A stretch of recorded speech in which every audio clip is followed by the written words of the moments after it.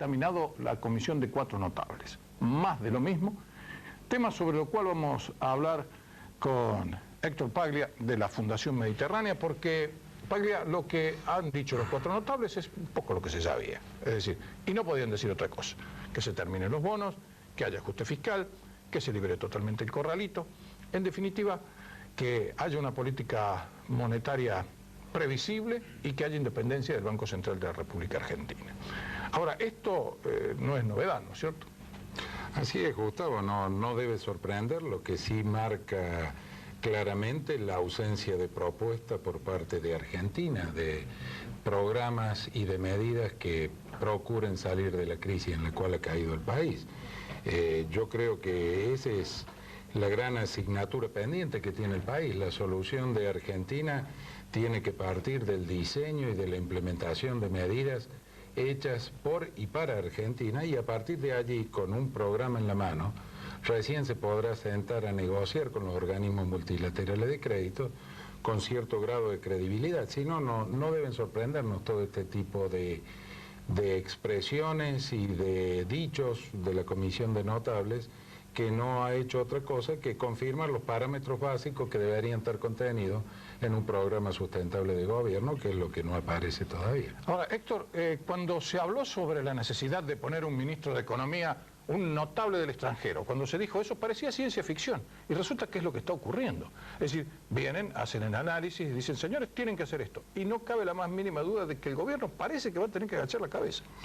Yo lo pondría en estos términos, Gustavo. Yo creo que se avanza en la medida que el vacío que se ha generado de propuestas en Argentina y de acción por parte del propio gobierno para encarar la crisis y estas idas y venidas. Usted si toma un solo ejemplo, que es el tema del canje de depósitos del corralito por bonos, que terminó en un determinado momento con un marcado fracaso.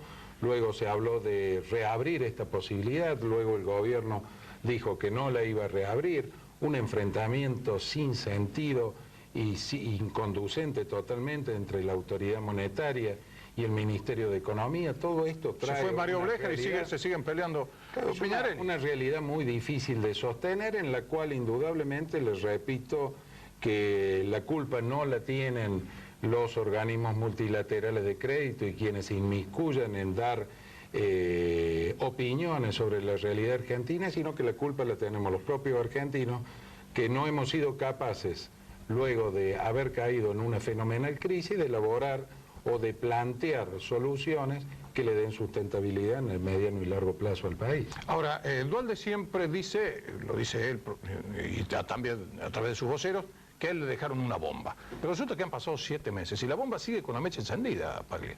Bueno, esto es una dialéctica propia de la clase política de Argentina, que no ha entendido que la vieja forma de hacer política ya no funciona, y dentro de esa vieja forma, si nosotros nos remontamos al último gobierno plenamente constitucional, que fue el del doctor de la Rúa, terminó hasta el final de su inconcluso mandato hablando de la herencia recibida. Sí, sin duda. Ahora hablamos de la bomba que se ha recibido, pero nadie toma medidas que estén orientadas precisamente a darle una salida al país, un país que presenta un panorama desolador, una situación de default, una situación de no producción.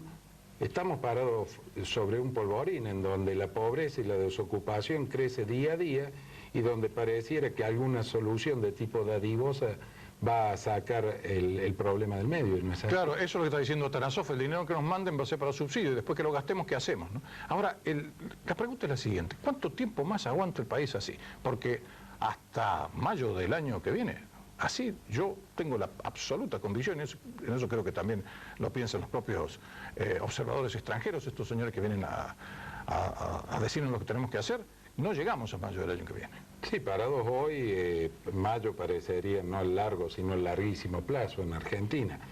Yo creo que esto, en tanto y en cuanto no se tome conciencia que estamos frente a un fenomenal problema, una fenomenal crisis política y cultural, y que en tanto y en cuanto no resolvamos esta y podamos a partir de allí diseñar los distintos instrumentos que hacen a las distintas actividades de una nación, indudablemente que vamos a estar retrocediendo y no avanzando. Y esto es lo que los distintos precandidatos a la presidencia de la Nación tienen que exhibir y poner en discusión.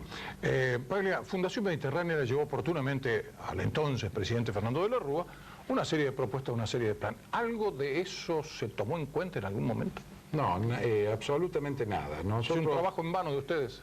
Yo creo que no es un trabajo en vano, en tanto y en cuanto va a servir para seguir instalando los temas de discusión y emprender lo que hemos dado en llamar el programa Mediterráneo, que es un programa de tipo global que se está elaborando en estos momentos en sus grandes lineamientos para someterlo a discusión con los empresarios que conforman la Fundación Mediterránea y que va a estar orientado y dirigido a toda la dirigencia. Es decir, no es un trabajo puntual para un candidato en particular, sino que es un proyecto y un plan lo suficientemente abarcativo de toda la temática económica argentina, dentro de la cual tienen un rol muy importante aquellas dos propuestas que lamentablemente no se pusieron en marcha ni llegaron a discutirse con el entonces gobierno nacional, que hacen a una reforma tributaria integral para el crecimiento y, por otro lado, un diseño que permita a Argentina, en aquel momento era insertarse, ahora yo diría reinsertarse en la comunidad económica internacional. Le agradecemos como siempre sus conceptos y veremos qué es lo que sucede y cuál va a ser el papel en definitiva de entidades como las suyas, que yo creo que por allí tienen que pasar las consultas de todos aquellos que tengan la aspiración honesta de dirigir este país como se debe. Bueno, le agradezco, Gustavo. Gracias, Héctor. Enseguida vamos a hablar sobre temas que tienen que ver con el panorama financiero, que está absolutamente vinculado con todo esto, pero al propio tiempo, enseguida... América del Sur es la caldera de una crisis que pone fin a un modelo económico. Gracias por venir a Los Tres, ¿no? Gracias a usted, Ricardo.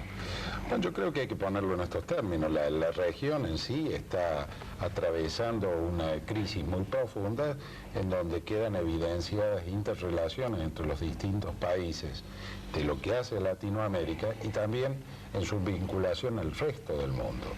Entonces, en esta crisis que afecta a Argentina, a Brasil, a Uruguay, que está teniendo sus repercusiones en Chile y en México, hay que darle una visión en ese sentido, es decir, ¿qué significa la región dentro de la economía globalizada y cuáles son las relaciones o las reglas de juego que la región dentro de la globalización debe establecer con los países centrales de forma tal de que se produzca una relación armónica que impida caer en este tipo de crisis recurrentes? En la medida que no avancemos en esa discusión y simplemente describamos el día siguiente los hechos del día anterior, y no vamos a poder avanzar en diseñar soluciones sustentables. ¿Es posible lograr ese equilibrio, Juan Carlos? Bueno, yo creo que lo que se refiere Ricardo es a que el Mercosur debe avanzar hacia como una convergencia macroeconómica, definir una moneda común, establecer una institucionalidad mucho más severa la que ha tenido hasta ahora, lo que le permitiría como bloque enfrentar mejor estas contingencias. Pero yo te agrego dos cosas más. Primero, en la medida que el imperio, los Estados Unidos, tenga una política de Marshall, ¿no es cierto?, diciendo nosotros somos los buenos y todos los demás somos malos, y asuma que la culpa es toda del tercer mundo, que en realidad tomamos deuda pero nadie nos presta, sino que nos prestaron generosamente, digamos que nadie hizo negocios con esos préstamos. Hay un plano inclinado que tiende a perjudicar todas nuestras economías. Un plano inclinado que nos echa la culpa de las crisis económicas recurrentes porque algunos corruptos depositan en Suiza, lo cual es estrictamente cierto, pero también hay una realidad que hay un orden internacional, donde cuando sobran capitales en el mundo van a los países subdesarrollados, luego lo quieren cobrar a tasas indecentes, y nos encontramos con que la posibilidad de repagarlo, que es con la apertura de mercado y la libertad de comercio, ellos mismos cierran las fronteras, caso del acero, caso de la miel, caso de los granos, para citar a algunos. Entonces me parece que hasta que el mundo no hable de culpas concurrentes de un sistema económico internacional equilibrado, siempre los más débiles vamos a terminar pagando los platos rotos. Pero con esto cierro. Creo que nuestros países deben endeudarse mucho menos, porque nos pasa lo que le pasa a aquel que no tiene una suficiente economía doméstica, que se endeuda mucho más de lo que puede pagar, termina hipotecando hasta lo que no tiene, termina en una situación de debilidad. Claro. Pero creo que no hay que olvidarse del usurero. Creo que no hay que olvidarse del rol del imperio, y hoy, con este gobierno que tiene los Estados Unidos, yo no sé a dónde puede ir el mundo. Cónsul, digo, ¿cuáles son los límites de la crisis? ¿Ha fracasado el capitalismo o el capitalismo ha querido absorber de alguna manera lo que decía Rabat, la debilidad de los países subdesarrollados? Mira, nossa percepção em Brasil, hablo um pouco reflejando as palavras do presidente do Brasil la semana passada em Guayaquil, que este quizá é um momento de crise, claro, mas quizá seja um momento que países como Brasil, como Argentina, países emergentes que estamos sofrendo toda essa crise, que nos pongamos de uma vez por todas de acordo a lutar junto, a unir forças. Porque o capitalismo está aí, não vamos criar, está, a globalização Es un dato.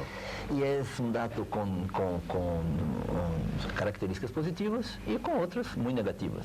Agora mesmo estamos sofrendo a negatividade de um capitalismo que quer salvar, e você falou muito bem, os capitais, um 50 ou mais por cento desses capitais são capitais voláteis que vêm e saem quando lhes apetece, quando lhes convém.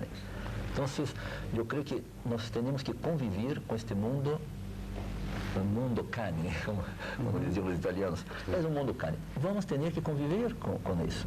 A realidade é muito dura, por isso é o momento de unir forças. ¿Pero quién impone las reglas del juego? ¿Siempre el poder económico internacional? Se estamos juntos, de verdade, poderíamos...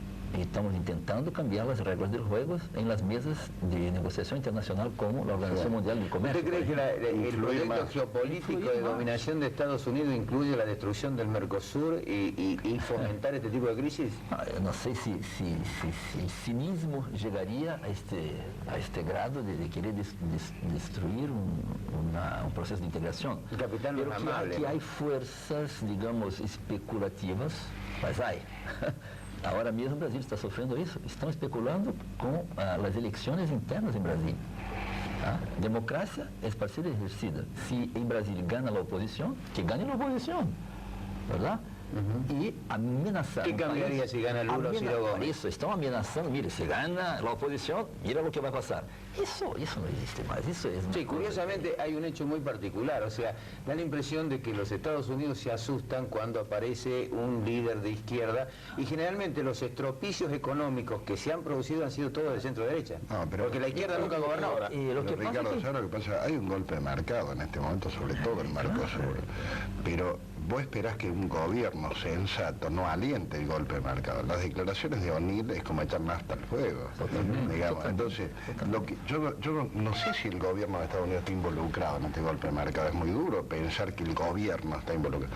Pero es evidente que tiene funcionarios que rayan en el fundamentalismo. Y yo diría que importancia le hacen el tiene, caldo gordo a los importancia golpes tiene de porque él le dice a Uruguay lo vamos a asistir, a Brasil le dice ni, a Argentina le dice no. Así es. Entonces las diferencias son muy notorias. Por eso yo hablaba al principio, y esto quiero que quede perfectamente entendido, en que cuando debemos replantear las relaciones dentro del mundo globalizado, estamos planteándolo desde ese punto de vista, no desde el punto de vista de creer que las crisis recurrentes son provocadas por los propios países latinoamericanos, sino que existen causas internas. Acá se habló del irresponsable endeudamiento de la clase política y de la administración del Estado, pero también debemos tener muy presente lo que también aquí se señaló en el sentido de las asimetrías provocadas por los países centrales en función de lo que son las relaciones de comercio, lo que es la política de subsidios, etc.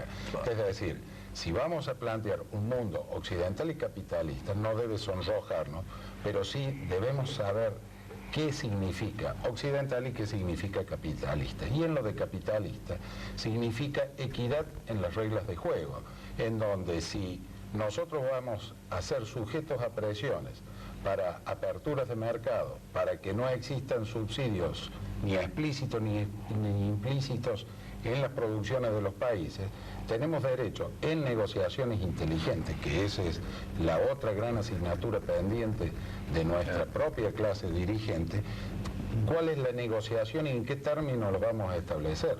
Y a no dudarlo que si lo hacemos como un bloque, y aquí estamos viendo las consecuencias de no haber ido rápidamente a un proceso de sincronización macroeconómica entre los distintos países, no vamos a poder llegar a ninguna solución que sea sustentable y que pueda sostenerse en el tiempo. Se subalternizó la crisis o la importancia de la crisis en la República Argentina como diciendo a nosotros no nos va a tocar, nos quedamos aquí. Creo que hubo un poco de insolidaridad también en eso. Sí, hay que destacar que la única solidaridad que tuvo Argentina en su crisis fue de los países de Latinoamérica, y hoy todavía la única solidaridad explícita, en la medida y con las limitaciones que marcan las propias crisis de los países hermanos, están manifestándola hacia Argentina.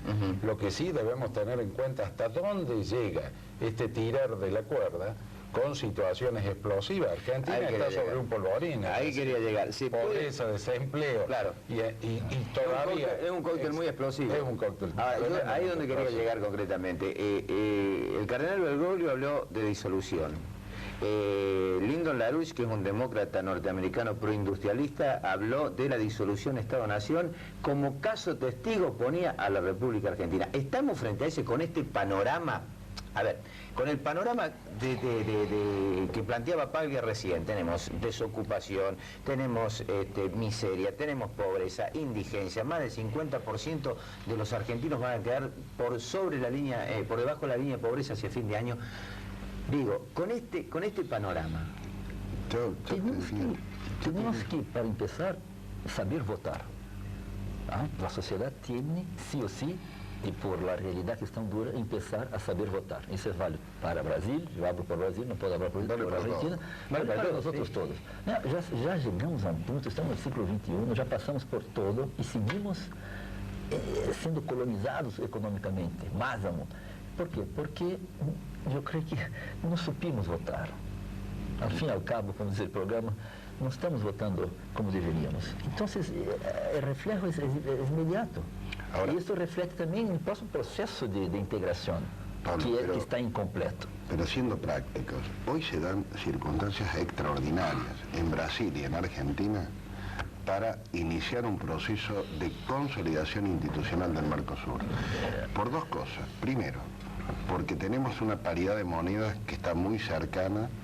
Tenemos exactamente el mismo problema. Ambos países vamos a tener que hacer una renegociación de la deuda externa a largo plazo, con metas de pago consensuadas. Tenemos que tener un equipo político de allá y de acá muy bien interconectado, porque estamos frente a casi una guerra económica. Así es, pero entonces, nunca se dieron mejores condiciones que en este momento. Eso es verdad. Entonces, en esta crisis, tal vez, como hay un ditado chino, que dice justamente de la crisis que sale la oportunidad. Está bien, ahora de salir adelante. Entonces, llegamos al fondo del... Yo recuerdo a Pablo decía que esta era la crisis sistémica, y cuando hablaba de la crisis sistémica hablaba de la crisis global, absoluta, no solamente del sistema político, sino económico, social, cultural. Ahora, digo, para ese proyecto, ¿tenemos dirigentes? Bueno, volvemos al punto. ¿Tenemos dirigentes? ¿Tenemos liderazgo? Yo creo que lo que señala el cónsul es muy importante, y algunas cosas que se dijeron en el bloque anterior. Es decir, acá lo que hay que buscar es precisamente, cuando hablan del que se vayan todos, yo le agregaría que se vayan todos los que no pueden seguir estando. Es decir, que acá haya procesos de renovación en donde precisamente se sincere y se cambie la forma de hacer política. Es decir, la vieja forma de hacer política ha muerto. Lo que pasa es que existe todavía sectores en la dirigencia que lo que están buscando es cómo posicionarse o cómo disfrazarse, cómo ponerse una piel de cordero para parecer distintos y poder mantenerse para presentar que algo cambie para que nada cambie. Entonces, en eso, ese es el proceso de la democracia, ese es el ejercicio de la democracia, ese es el poder dar oportunidades y posibilidades para que esta renovación se haga. Y esos son los elementos que en la tan mentada reforma política todavía no aparecen. Le doy un solo ejemplo. Nadie habla de que para que el sistema garantice un recambio natural, por ejemplo, quien llega a un cargo máximo dentro de una jurisdicción no puede aspirar más que a subir. Es decir, no podemos tener expresidentes que después sean senadores, que después sean diputados, y si no queda otra cosa, O sea, vivir de seamos la política. concejales, Vivir vuelto de la gobernador política. en la misma situación. Vivir y servirse de la política. Exactamente. Esse momento ciclotímico. Bien, pero ¿cómo?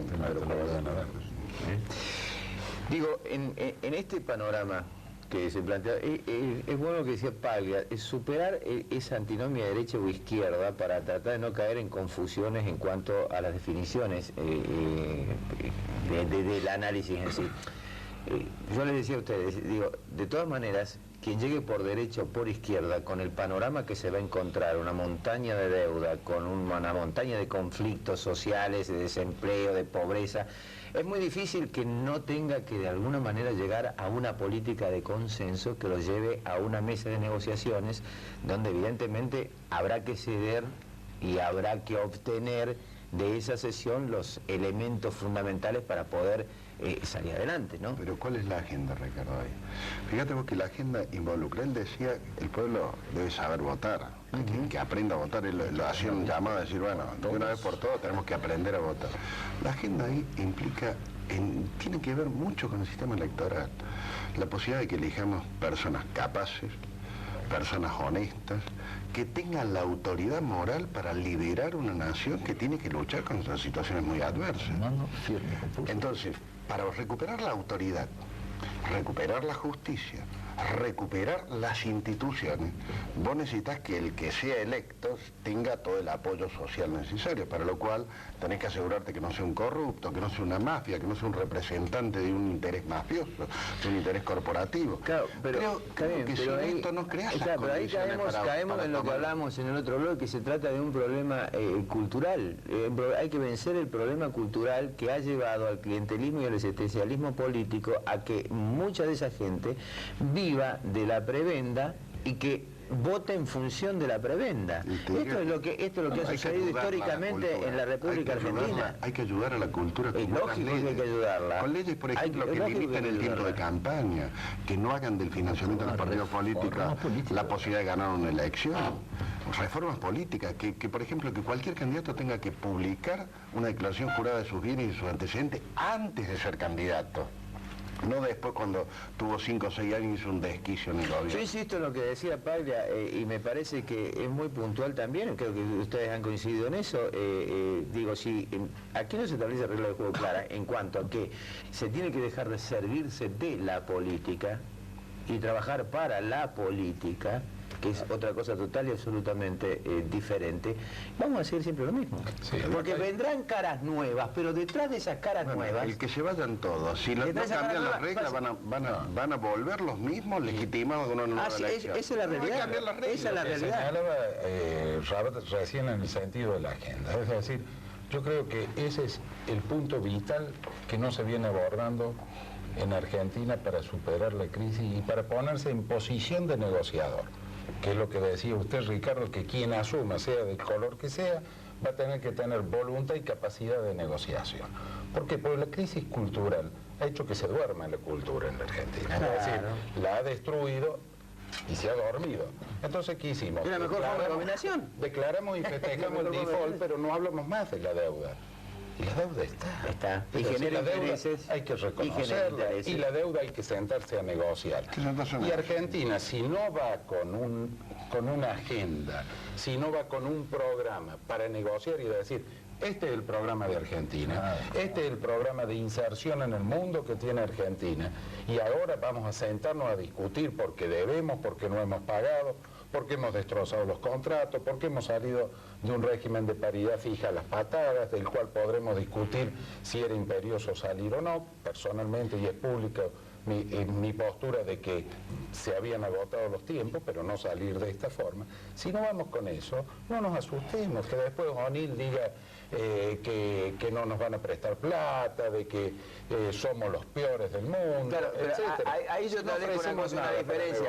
Ahí establezco una diferencia con respecto a cómo actúa la dirigencia política argentina y cómo actuó la dirigencia política brasileña, que asumió con dignidad, una absoluta dignidad, enfrentarse al imperio, como decía Rabat, ¿no es cierto? Y decirle, señores, nosotros queremos retractación de lo que han dicho. Mientras aquí nuestros políticos se escondían porque todos no tenían la autoridad moral para poder decir exactamente lo mismo, y teníamos una Cancillería inepta e incapaz que no asumió su rol todavía como elemento fundamental o como ariete fundamental que es y que tendría que haber sido y responderle a las declaraciones de O'Neill. Más allá de lo que decía Rabat, hay estricta convicción de que las cuentas en Suiza existen. Pero Ricardo, la primera reunión del embajador argentino en Estados Unidos, luego de haber festejado el default y haberlo declarado, por más que fuera inevitable caer en el default, fue regalarle una vaquita de peluche. Entonces, por favor, seamos serios en lo que hacemos. Reitero, si no hay agenda, si no hay propuesta, si no la consensuamos, si nuestra clase dirigente no la sabe transmitir a la población, indudablemente que nos van a seguir cacheteando. Porque ese es el estilo de esta administración. Yo tengo la impresión, bueno, yo vivo acá en Argentina los últimos 7 años. Algo aprendí acá, algo observé. La sociedad argentina está se dando cuenta que llegó el momento de concientizarse do que está pasando. ¿Y cómo va a se concientizar? Manifestando su voto y un voto responsable. ¿Usted la ve madura la sociedad argentina? Como en Brasil también, estamos aprendiendo a ser maduros, sufriendo en la piel, en el bolsillo, en la piel. No hay otra salida. Me parece que sí, que yo soy siempre un poco optimista, pero en Brasil, hablar por Brasil más, la sociedad está aprendiendo a votar. Está aprendiendo a votar. Ahora mismo tenemos 3 candidatos, un del gobierno, otro de la centro-izquierda y el otro no está muy bien definido, digamos, social-demócrata. Ahora, los 3 tienen, al fin y al cabo, el mismo diálogo cuando se trata de defender la economía, honrar la deuda, no caer en default. Ahora sí, y eso es lo que quiero preguntar. ¿Hay alguno acá parecido? En el caso nuestro, salvo Ricardo López Murphy, que te plantea un programa y asume la realidad como debe ser, no hay ningún candidato que te esté planteando ni una propuesta ni un programa. Todos plantean el realismo mágico. Ojo, y acá realismo vos te ves a ver que yo la arreglo. Ese es el realismo mágico. Nada más. La magia va a ser destructiva, querer creer que se pueden recrear condiciones que es imposible volver en el tiempo. No hay magia para esto, hay sacrificio y hay consenso para el sacrificio. El asunto es que el sacrificio que se le va a pedir a la sociedad está en sintonía con la responsabilidad de los dirigentes. No, la sociedad va a exigir... Tiene que tener autoridad moral. Que pida sacrificio. Cuando Churchill pidió sangre, sudor y lágrimas, la soportaba sobre su propia autoridad moral. Eso es lo Entonces tenía un pueblo que lo podía hacer. Gracias por...